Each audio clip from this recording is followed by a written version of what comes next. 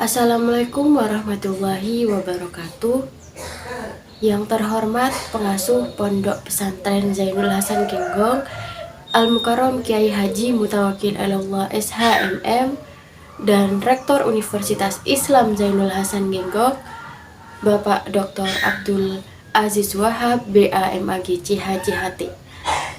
Yang saya hormati Dekan Fakultas Tadris Umum Universitas Islam Zainul Hasan Genggong, Ibu Wahyu Lestari MPD, dan Ketua Program Studi Tadris Bahasa Indonesia Ibu Mafiratul Hamdiah MPD, dan dosen pengampu mata kuliah Psikologi Pendidikan Bapak Ahmad Ilzamul Hikam MPD, serta teman-temanku yang berbahagia.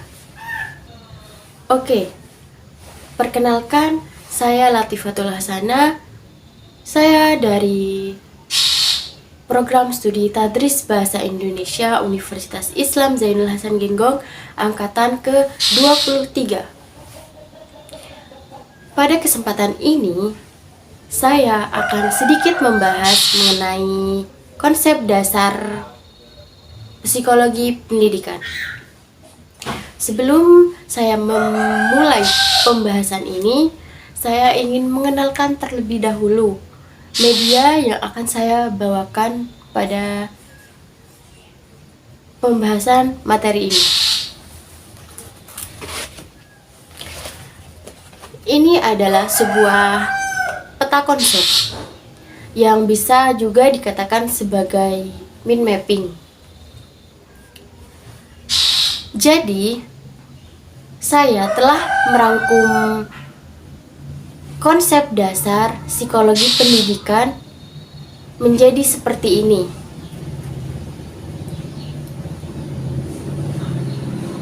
Oke, kita mulai pembahasannya ya. Yang pertama yaitu, apa itu psikologi pendidikan? Jadi, psikologi pendidikan merupakan cabang ilmu psikologi yang mengkhususkan diri kepada untuk memahami pengajaran dalam lingkungan pendidikan. Psikologi pendidikan merupakan ilmu yang mempelajari bagaimana manusia itu belajar dalam pendidikan, pengaturan, efektivitas intervensi pendidikan, psikologi pengajaran, dan psikologi sosial dari sekolah sebagai organisasi.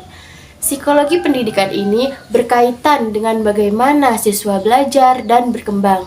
Psikologi pendidikan sendiri mendapatkan rintisan dari berbagai konsep tentang cara belajar dan mengajar, terutama berdasarkan masukan dan rumusan beberapa psikolog terkemuka seperti William James dan John Dewey. Yang kedua yaitu ada pokok pembahasan psikologi pendidikan.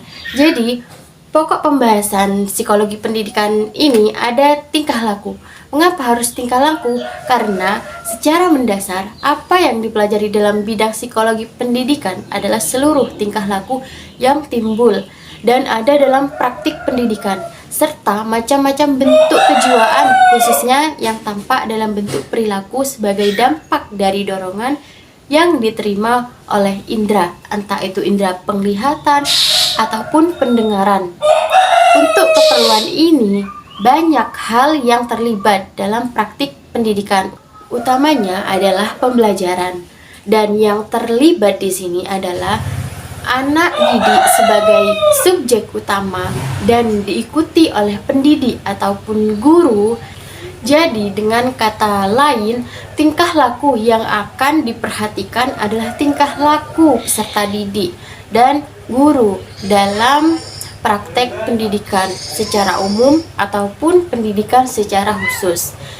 Yang ketiga ada tujuan dan fungsi. Jadi, psikologi pendidikan mempunyai tujuan, yakni untuk mempelajari tingkah laku manusia. Dari bagaimana tingkah laku itu tercipta dan bagaimana tingkah laku itu diubah melalui proses pendidikan. Dan yaitu untuk menemukan berbagai fakta, gagasan yang berkaitan dengan pendidikan. Hal ini digunakan untuk melaksanakan proses pembelajaran yang efektif dan efisien. Dengan mempelajari psikologi pendidikan ini, seseorang pendidik akan mendapatkan dan memahami karakteristik dari peserta didiknya, dan dapat memahami karakteristik proses belajar mengajar, dan dapat memahami lingkungan sekitar peserta didik untuk dimanfaatkan dalam meningkatkan proses dan hasil belajar, sehingga dapat memberikan prinsip yang tepat digunakan dalam membuat keputusan di proses pendidikan. Fungsi pendidikan yakni sebagai proses perkembangan peserta didik menjadi penghubung dalam proses pembelajaran, bisa mengarahkan cara belajar siswa dan mengajarkan guru ke arah yang lebih baik, dan juga dapat digunakan sebagai pengambilan keputusan dalam mengelolakan proses belajar mengajar. Sebenarnya fungsi psikologi pendidikan dalam proses pembelajaran dapat mengatasi segala macam masalah yang terjadi pada diri peserta didik. Fungsi psikologi pendidikan juga dapat membantu para guru dalam memahami proses serta masalah kependidikan yang dapat membantu mengatasi masalah tersebut dengan baik.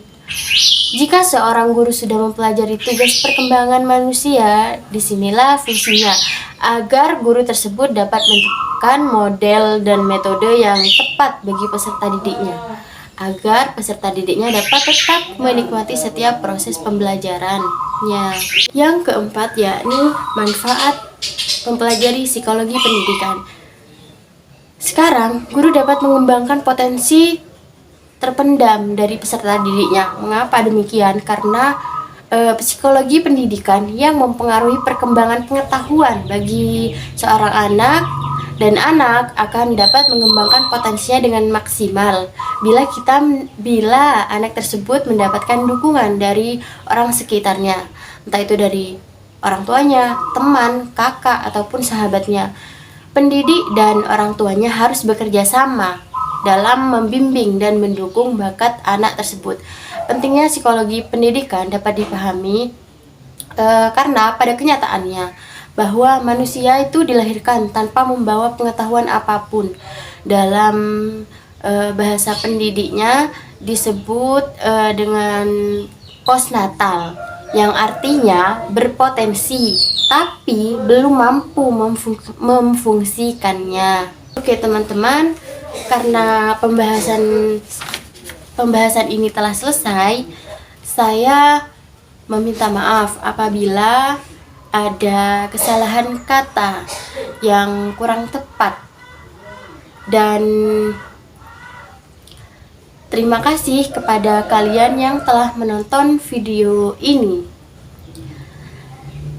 Saya berharap pada pembahasan materi ini kita dapat mengetahui apa itu psikologi pendidikan, apa saja pokok bahasan psikologi pendidikan, apa tujuan dan fungsinya, bagaimana manfaatnya.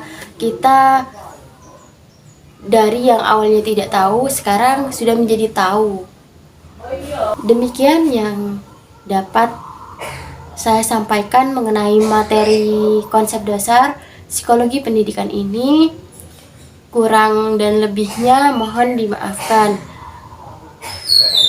Wassalamualaikum warahmatullahi wabarakatuh. Bye bye.